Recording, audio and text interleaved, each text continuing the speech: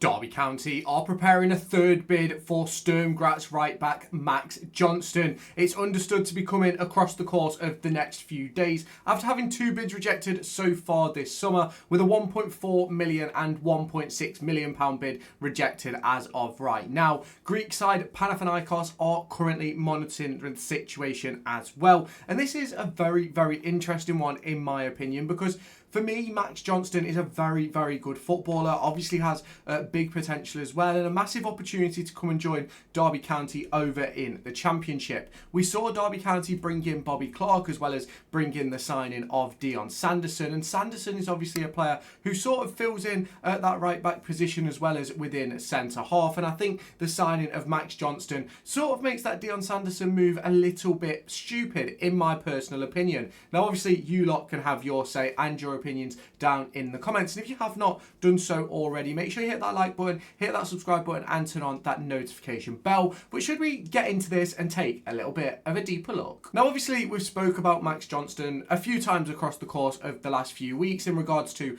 not only the 1.4 million pound bid but also that 1.6 million pound bid, and in my opinion it puts us in a really good position as Derby County, because originally Derby County were chasing the signing of 28-year-old Callum Britton, who ended up going for a fee within the region of £3.5 million, and now Derby County are looking at a 21-year-old right back Scottish international who has years and years on Callum Britton, and in my opinion could end up being a much better player. Now obviously it's difficult to sort of put together right now sort of how Max Johnston would fit in this Derby County squad, with obviously the amount of players that are currently within the building, but I do believe that it would mean that players are going to have to move out, as not only just on permanence but also on lane dues as well. You look at the likes of Jake Rooney, you look at Dejan Brown, Charles Abuka as those loan players who can move on, you look at sort of the senior members, you're looking at someone like Joe Ward, you're looking at a Ben Osborne, you're looking at maybe a Callum Elder who could potentially move on this summer and open up a couple more squad slots for Derby as they sort of progress throughout this summer transfer window. We are currently sitting on the 10th of August, and I've got a video coming out tomorrow about Alfie Gilchrist, who is another one sort of within that similar region as Sturm Graz's defender Max Johnston, but ultimately this doesn't seem to be a deal done for either of the players right now, and that's obviously something which needs to be assessed by Derby County across the course of the next few weeks. Now I'm not saying that Derby County should go and buy every single player on planet Earth, but I do believe that there's certain members of the squad that sort of do need replacing. Now I think it's very interesting for me that Derby County are preparing another bid, especially considering the fact that John Eustace made it clear in the pre-match a few days ago that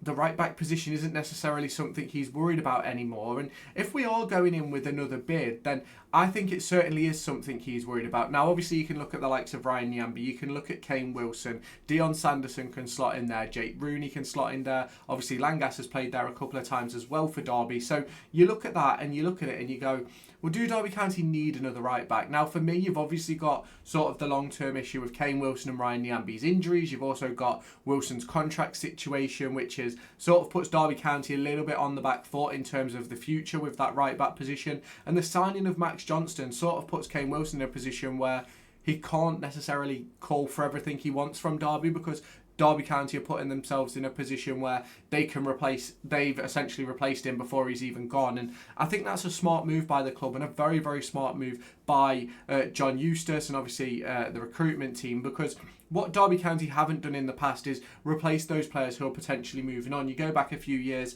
when we brought in the likes of Bradley Johnson and things like that, coming towards the end of their time at Derby, we just had like a few 30-year-old midfielders and no one sort of coming through the ranks. And obviously the hope was that those players would have stayed and then the likes of Bird, Sibley, Knight, etc. would have taken over the mantle, but they sort of moved on a little bit too early because of the financial difficulties. And what I think is important for Derby County now is that they pick up those options early, they bring in those players who can move Derby County forward, and I don't think that this move blocks someone coming up, the likes of an Isaac Gordon, the likes of a Freddie Turley, because in my personal opinion I believe that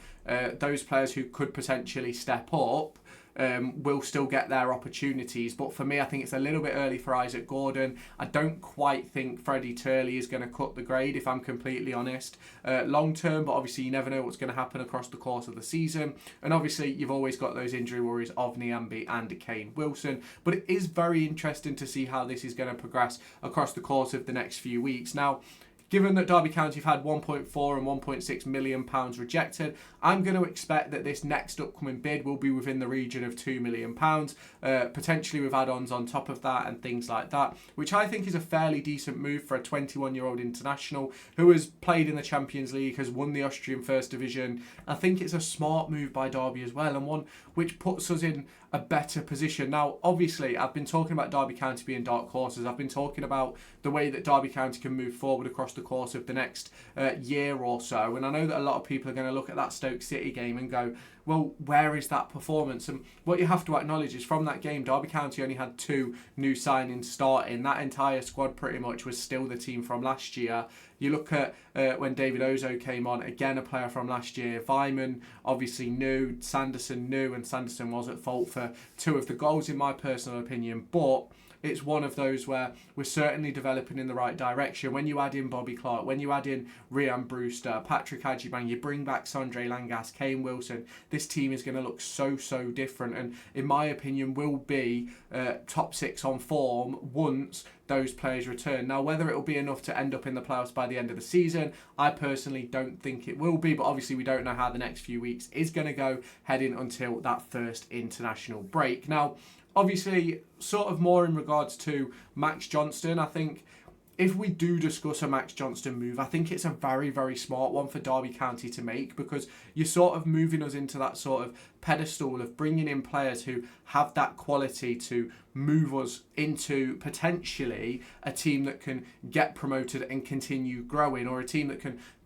grow a few seasons essentially. You look at like a Bristol City, they've brought in a lot of young talent that are sort of continually and everly growing with them, as they sort of, obviously last season was the first time they've been in the playoffs in the Championship for God knows how long, and they just seem to have got better and better. I think they won 4-2